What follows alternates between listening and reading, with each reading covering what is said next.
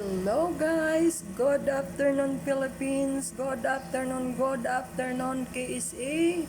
There we go again, magluluto na naman tayo ng lunch. Ayan, nag-i-start na akong magluto ng lunch guys. Kayo ba sa Pilipinas, naghapunan na ba kayo mga followers, friends? Kumusta na kayo? Lalo na sa family ko. Ito na naman ako, nag-i-start magluto for lunch. Ayan guys, pinagsama-sama ko na lahat ng sangkap sa loob.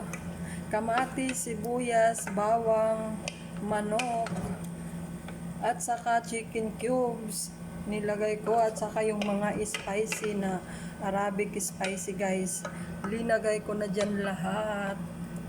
Tapos tatakpan ko after 5 minutes guys. Saka ko lalagyan ng tubig at papakuluin na naman. Araw-araw na routine ko guys. Thank you for watching mga followers. Welcome po kayo friends. Thank you very much. Shout out sa inyong lahat. Ayan na guys, kumulo na siya. Papakuluin ko pa ng papakuluin hanggang sa maging malapot yung sabaw niya para masarap, malinamnam, nanunuot sa loob ng manok. Tapos yung manok ilalagay ko na naman sa oven. Ayan na guys. Ay naku naman talagang tiyan ko pag nakakakita ng pagkain, nagugutom na naman.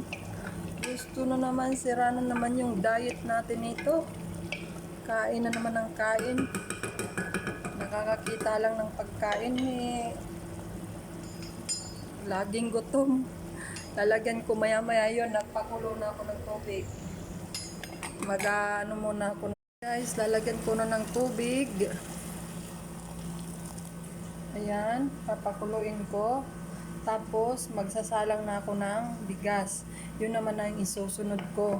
Tapos ito, papalambutin ko. Pag lumambot siya, ilalagay ko dito yung okra. Tatanggalin ko yung manok.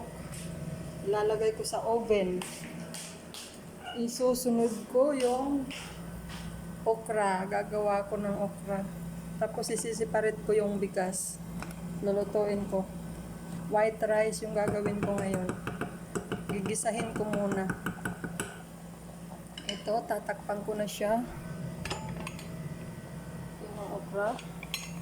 Tatakpan ko na siya guys.